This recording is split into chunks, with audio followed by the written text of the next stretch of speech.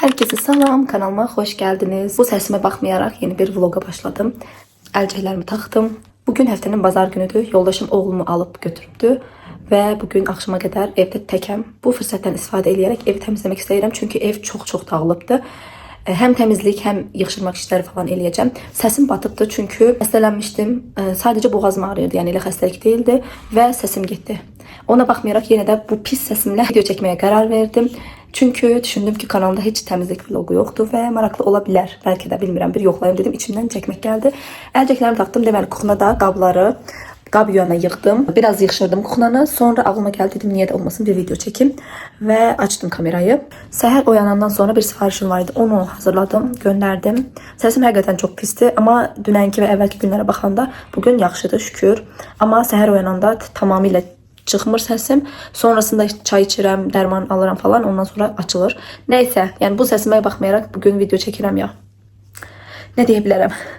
Deməli biraz kuxnayı yığışdırdım əslində. Qablar vardı, qab yuyana yığdım. Əldə yulanları yudum bura koydum. İndi bunun içini yaxşı yumaq istəyirəm. Buraları biraz təmiz əslində, həqiqətən heç kirli deyil. Çünki mən hər dəfə iş gördükdən sonra əlinin altını yığan bir insanam. Heç vaxt işlərimi yığmıram. Ona baxmayaraq yenə də yaşanan ev dağılır. Neyse, dediyim kimi buraları biraz sərgiyə salmaq istəyirəm. Buraları deterjanla yaxşıca yumaq istəyirəm və ocağımı da üstdən yüngül varı silərəm. Bu hissə qara olduğu üçün çox pisdir. Yəni ki, həmişə bir damcı su ləkəsi olsun. İndi yoxdur. Çünki silirəm həmişə. Bir damcı su ləkəsi olsun, yenə də qalır. Burada da biraz əl ləkələri falan var. Hardasa saat 1 olacaq. Mən tezliklə işlərimi bitirmək istəyirəm.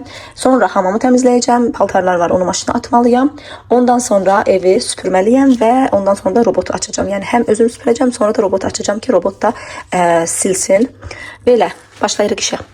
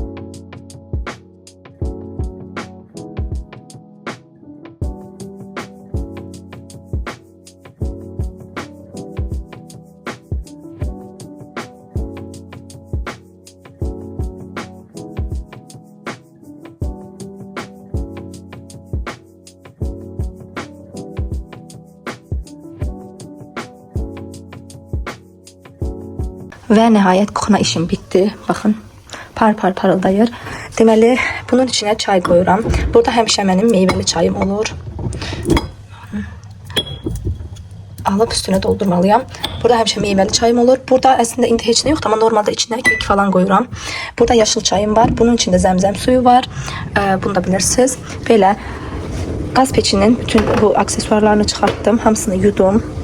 Buraları da temizledim. Deməli bunları atacağım. Bunu hamamı təmizləmək üçün istifadə edəcəm. Bunları da yumağa atacağım. Deməli mən bunları stolu, yəni yemək yediyimiz stolun üstünü silmək üçün həmişə yenisini istifadə edirəm. Ən sonunda onu həmişə belə kuxnanı təmizləmək üçün istifadə edib təzədən atıram yumağa və yuduqdan sonra ancaq bunları təmizlikdə istifadə edirəm. Yəni yemək stoluna həmişə yenisini çıxardıram. Heç vaxt yuyub yenidən istifadə etmirəm onları. Burada da mənim həmişə bezlərim var. Bunlar hamısı təmizlik üçün istifadə etdiklərimdə yuyuram, qəşəng buraya qatlayıb qoyuram. Təmizlikdə də istifadə etmək üçün. Burada da yenə kuxna dəsmalları var. Bunlar həm qablar üçün olan var, həm də ki belə təmizlik etdikdən sonra kuxnanın oralarını qurulamaq üçün istifadə etdiklərim var və ya bir şeylərin altına qoymaq üçün var. Yəni ki qabları istifadə etdiklərimi də sonra köhnəldikdən sonra atmıram, buraya qoyuram. Belə hani bu sürmədə mənim dəsmallarım var. Burada belə bu sabun qabdasında əvvəl bunun içini doldururdum. Sadəcə bunun içindəki o pipet hissəsi bu ortaya qədərdir. Yəni ki, bu ortadan aşağı sabun bitəndən sonra bunu basdıqda sabun gəlmirdi. Ona görə bunu aldım. Bu da həm şüşədir, şüşə sevirəm mən. Bunu da daha atmamışam. Yəqin ki, atmayacağam. Çünki mən həmişə belə şeyləri atmıram. Ya kəndə göndərirəm, kənddə mütləq lazım olur. Ya da ki, buranı ofis kimi istifadə eləyəndə burada da belə şeylər istifadə olunacaq. Baxın, buranı da belə təmizlədim. Bunun da yenə dəmirlərini qab yuyana atdım. Onlar da yuyulandan sonra qoyacağam və hamısını yerləşdirəcəm və bunları da buraya qoyacağım. Bunu yumadım əslində. Təmiz sayılırdı, sadəcə su ləkələri qalıbdı. Hələ ki qalsın, təmizdir, yəni ki, kirli deyil, sadəcə su ləkəsidir. İndi isə burada ədviyyatlar falan olan bankalarım var. Baxın belə şeylər olan bankalar. Bunların tozunu alacağım və buralardakını da tozunu alacağım. Airfryer'in qabını da qəşəng yağ çözücü ilə bütün təmizlədim. Normalda mən çox təmiz istifadə edirəm, yəni ki, çox kirlənmir. Çünki bunun içində mütləq kağız istifadə edirəm və bir şeylər bişirmək üçün istifadə etmirəm normalda airfryer'ı. Ya qızdırmaq üçün, yəni çox nadirəm mən bunun içində bir şeylər bişirirəm. Ona görə çox tez-tez kirlənmir, amma yenə də təmizlədim. Bu dəmirlərini də tərtəmiz oldu. Bu dəfə mən bir şey elədim. Deməli, Instagramda bir qadını takip edirəm. O qadında da eyni bu airfryer'dən var idi və o qadın bunun bu iç hissəsinə də yağ çözücünü sıxırdı və bunu komple, yəni özünü suyun altında yuyurdu və taxırdı, heç bir şey olmadı. Bilirsiniz ki, airfryer'lar zərərli bir şeydir. O da niyə? Çünki bunun üst hissəsinə, baxın, yuxarı hissəsində, spiral olan hissəsinə yağ yığılır və o yağı təmizləmək mümkün deyil. Yəni bu hissəsi açılmır, çıxmır buradan yumaq üçün və biz hər burada nəsə bişirdikcə o köhnə yağlar, yəni ki, bizə çox zərərlidir. Ona görə buranı yumaq olmurdu və o qadında görmüşdüm ki, bunu komple buralarını da yağ çözücünü sıxır. Bunu qızdırdıqdan sonra təbii ki, biraz gözlədib sonra buraları yaxşıca yuyur və mən də yəni çoxdan görmüşdüm əslində bu metodu, amma heç risk eləməmişdim. İndi risk elədim çünki bunu alalı 2 ildən artıqdır və artıq bilmirəm, hani riski atmaq istədim. İndi isə bunu toka taxacağam. Görək işləyirmi? Ya Allah, bismillah.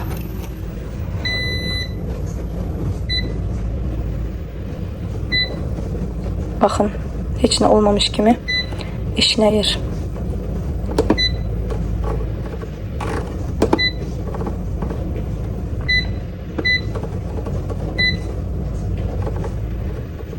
Mən sosial mediada mənim çox az güvəndiyim influencerlar var və güvəndiyim, yəni demək olar ki 3-4 dənədir və onların hər dediyinə güvənirəm, alıram və həqiqətən də elə çıxır və bunu da dediyim kimi o qadında görmüşdüm və həqiqətən də işə yaradı. Amma tez-tez eləyərəmmi, eləmərəm, siz də məndə görüb təkrarlamasanız daha yaxşı olar. Çünki mən bunu gözdən çıxardım artıq, dedim ki, yəni 2 ildən artıqdır alalı. Elə də ki, yəni çoxdur, bahalı bir ürün deyil bu Xiaomi'nin ürünü. Ona görə həm dedim ki, artıq yəni verdiyim pula baxanda 2 ildir istifadə edirəm və yəni ki, əgər çox da kirlənibsə, sağlığımıza zərər verməkdənsə də bunu istifadə eləyim, yəni ki, yuyum.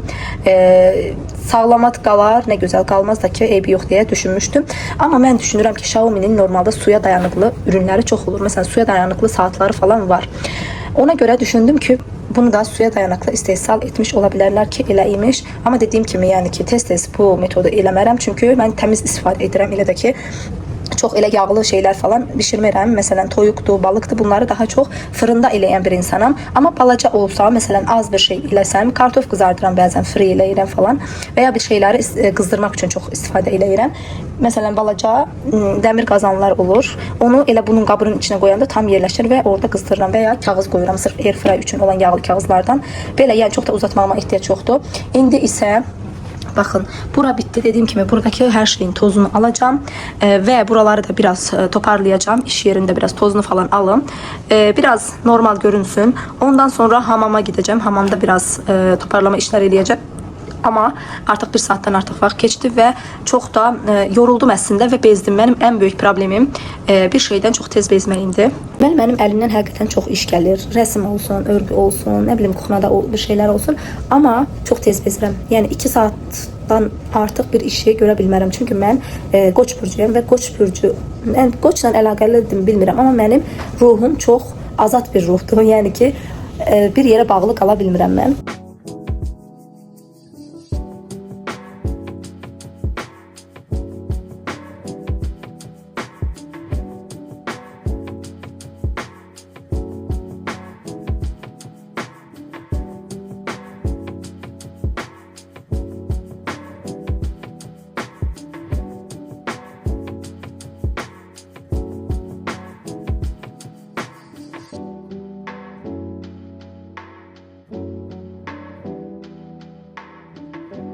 Bütün ev tertemiz oldu. Bunları balkona koyacağım. Özüm de süpürdüm. Ondan sonra ise robotu açtım. İndi ise robot temizlesin. Oğlumun otağında da her şeyi kaldırdım yukarı. Robot için hazırladım. Böyle. En sonunda da hamamı temizledikten sonra özüm girdim hamama. Ve temizlikten sonra özünün de temiz olma hissi çok güzel bir şeydi. Neyse ben saat hardasa 1'in yarısı, 12 1'in yarısı gibi işe başlamıştım. İndi ise saat 4 olur. Tez bitirdim çok şükür. Çünkü ben girəndə çok detaylı eleyen bir insanım. İndi ise bir şeyler atıştıracağım. Bunu yiyeceğim. Bu Herkulesli ya yoğurtla ya da qatığa qatırsınız. Ben ise yəqin ki qatığa qatacağım. Yoğurt da var aslında ama yoğurtun özü de meyveli olduğu için bunun da içinde meyve karışığı var. Ona göre çok da şirin olsun istemiyorum. Temizlikten sonra ise həmişə yeni kubka çıxardıram. İndi isə termosumu yuyacağım. Bunu da təmiz olsun. Termosun içi böyük olduğu için elim sıkışır ama bu pipetin içine belə bir fırçayla yuyuram. Bakın içinde belə meyve kuruları var ama həqiqətən bunu tökürük, çiyələk kurusudur. Bunu belə tökəcəm. Biraz karıştırıram. İçinde çiğ tohumları da var. Çok güzel dadır həqiqətən. Bence bu birçok yerde satılır. Bunu karıştıracağım qəşəngcə. Sonra 5 dəqiqə gözlemek lazımdır. 5 dəqiqədən sonra bu meyvelerin özü belə qəşəngcə açılır bunun içinde ve çok tatlı olur. Hiç içine şirin bir şey katmaya ihtiyaç yoktu. Ama isteyen biraz bal da katabilir diye düşünürəm ben. Hal-hazırda saat 6 olur, akşam 6. Deməli indi biraz dincəldim. Biraz yok, çok dincəldim, namaz falan qıldım. İndi bir çay içeceğim. Ve bu dovşanı, bakın bu biraz büyük bir dovşandı. 45 santim boyundadır. Yani bunun 30 santimliği falan da eləyirəm ben, 38 veya 45. Bu 45'ti ve buna yani bunu donsuz variant eləyirdim ama müşteri bunun üstüne don istemişti. Bakın böyle bir şeydi. Bunu demək olar ki örmüştüm. Sadece məndə bu renk sadece bir top ipim var idi. Ve əvvəlcədən də yəni yoxlamamışdım hansı sifarişə nə material lazımdı ki təxmin də eləməmişdim ki buna bir toptan artıq ip gedər. Ona görə yarımçıq qalmışdı ve geciktirdim biraz. Yani ki göndermeyi geciktirdim. Normalde haftanın 4. gün göndermeliydim. Bugün ise pazar gündü. Yani sabah göndereceğim artık, rayona gitmeliydim. Neyse komşumdan böyle bir ip aldım. Burada bir komşum var. O da punch işi görür. Örgü değil punch. Ondan aldım. Çünkü mağazada tapabilmemiştim. Neyse bu detaylara niye girərəmsə. İndi ise bunun davamını bitireceğim. Sadece 2-3 sıra yine əlavə etmeliyim. 2-3 sıra öğrendikten sonra ise başına bir tane bandik eləyəcəm. Ondan sonra ise adını falan yazıp hazır koyacağım ki yani bitmiş sayılır. Sadece indi bir tane çay içmek istəyirəm. Ondan sonra ise bilmirəm ne yiyeceğim. Yəni ki video editləyərəm. Çünkü örgü etmek içimden gelmir. Saçım da hele tam qurumayıb, nəmdir. Aslında benim saçımın orijinal halı, yani belə dalgalıdır. Daramasam daha çok kıvrım olur. Quruyandan sonra biraz sadece fenle qurutmadım deyə də belə dalgalandı. Neyse. İndi gidip çay içim. Paltarlarda qurutmaya attım. Deməli 2 tur attım. Qaraları ve krem renkli tonlarında olanları yudum. Biraz çok idi. İndi ise kurutmada kurutacağım. Aslında hem qaralar hem şey olduğu için mix eləyəcəm. Belə. Bunlar da 2 saate quruyacaq. İndi ise dəsmallar kaldı. Dəsmalları da atacağım. Onlar da yuyulsun. Onları da sabah atacağım kurutmaya. Ve yarım kapak yumuşatıcı koyuram. Aslında yumuşatıcı ziyanı da bilirəm. Sadece hem kokusunu sevirəm hem de ki biraz yumuşasın diye sadece yarım kapak koyuram. Ve kısa programa koyacağım ama 90 derecede. Saçımı da belə daraqlı fenlə quruttum. Quruttum dediğimde yani 1-2 dəfə daradım. Belə oldu. Belə daha yaxşıdır. En azından buralardan bir saçlar çıxmır. İndi istəyirəm ki yürüyüşe çıxam. Hava tam qaralmamış. Ama bilmirəm. Həmişə evdən çıxmam çok çətin olur. Ama çıxmaq da istəyirəm. Yəni qərarsızam hələ. Qaydanda da markete gitmeliyim. Fikirləşirəm. Hal-hazırda saat 8'dir. İndi çıxıb biraz yürüyüş edəcəm. Çünkü çok bezdim evdə. Ve bugün hiç evden çıkmadım. Ancak ev şık görmüşəm. Bu paltarımın cebi olmadığı için bu minik çantayı götürdüm ki açarımı falan içine koyayım. Şimdi getirəm biraz yürüyüş edeyim.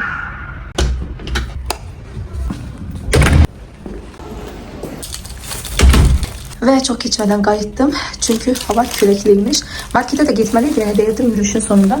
Giderəm. Hava çok küləklidir. Həqiqətən yani küləkli olduğunu düşünmürdüm. Yani çok değil aslında ama biraz açıklık yere çıkan gibi çok külək olur. Bu arada isti çöreği aldım. ve marketten bir neçə lazım olan şeyleri aldım.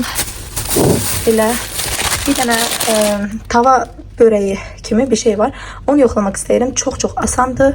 Heç uğraşdırmır. Onu yoxlayacağım. Bir de sizinle de paylaşacağım. Deməli bir yumurtam var. Ve burada bir stəkan qatıq var. Bu stəkanın ölçüsü 200 ml-dir. Yumurtayla bu qatığı qəşəngcə çırpıram. Ve bir çay qaşığı dediğim aslında belə böyük bir çay qaşığıdır. Bunun hamısını dökürəm çünkü bu paket əvvəlcədən istifadə eləmişdim deyə tam değildi, yəni yarı idi. Bu qaşıqla bir qabartma tozu ve bir stəkanda un tökürük. Bir stəkanım mənim 200 ml olduğu için yani 200 ml un tökürük. Karıştıracağım.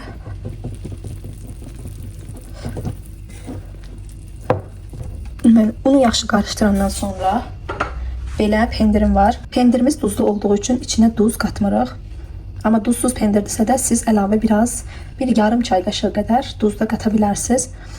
Bu hardasa yarım stəkan pendir olmalıdır. Benimki yəqin ki birazcık çox oldu. Ve en son içine biraz petruşka qatırıq.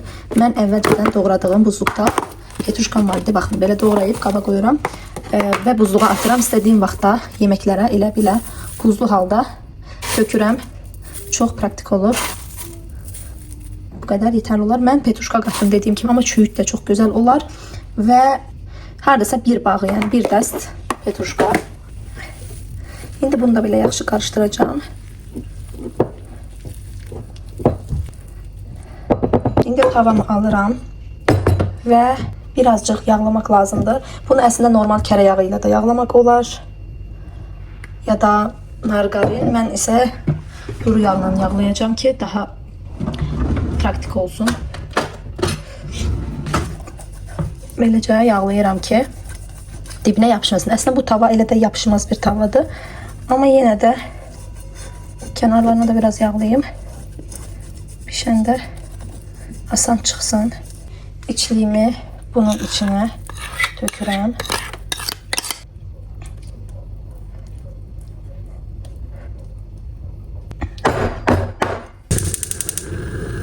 Ocağın altını biraz zayıf açıram. Bakın yani ne çok güclü değil ne de çok zayıf değil. Ve bunu koyuram. Çok tez pişen bir şey olduğu için kapağını da bakın böyle örtürəm. Çok tez pişen bir şey olduğu için gelip tez yoxlamaq lazımdır. Məndə burası açıqdır. İnşallah ki yaxşı qabarar, pişər. Ya da hər ehtimalla mən burasına bunun elə salfetka koyacağım ki öz buharında yaxşı pişsin. İndi 6-7 dəqiqə keçdi təxmini. Çıxarmamızı. Bakın, çok güzel kabarıp kenarlarını altı da kızarıp kenarlarını böyle spatula ile ayırıp indi bunu çevirmeliyim. Bu hissəsi biraz beni strese sokur.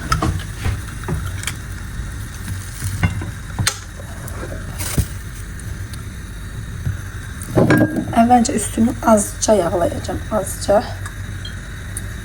Çünkü onu çevirəndə alt tarafı da yapışmasın diye. İndi isə çevireceğim. Bismillah.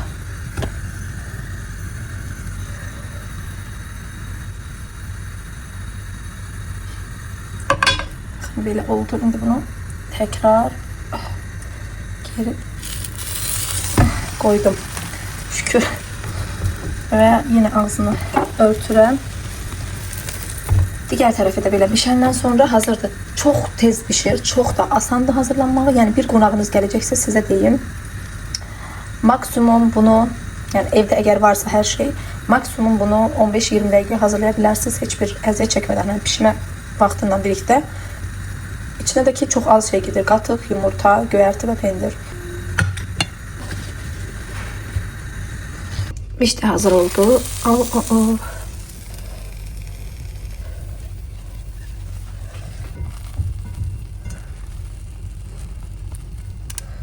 Şimdi ise bunu tavadan alacağım ve keseceğim. Şimdi keseceğim. Bismillah. Aslında çok istedi. Biraz gözlemek istəyirəm. Pendiri de görünür burada.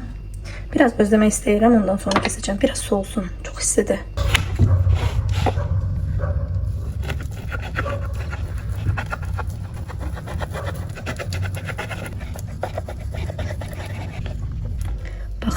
Böreğin içi de tam belədir. Səsim də bir gedir, bir gəlir.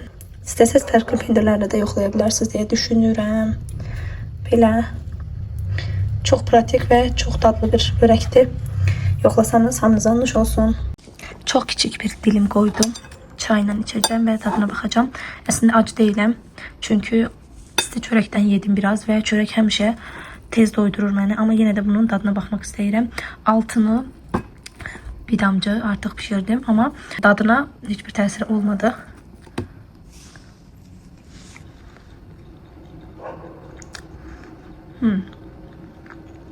Dadı çok güzeldi. Tam börek kimidir. Ama xəmir açmadan, xəmir yoğurmadan, əziyyətsiz, tez, pratik bir börəkdir. Bunu mütləq yoxlamanızı tövsiyə edirəm. Mən isə videomu burada bitirmək istəyirəm. Buraya qədər izlədiyiniz üçün təşəkkür edirəm. Videomu bəyənib kanalıma abunə olsanız çox sevinərəm. Çünki bu mənim üçün çox vacibdir. Daha çox həvəslənib daha çox video çəkməyim üçün həqiqətən vacib bir şeydir. Bu səsimə baxmayaraq bugün bu vlogu izlədinizsə də həqiqətən çox sağ olun. Bir sonraki videoda görüşərik. Sağ olun.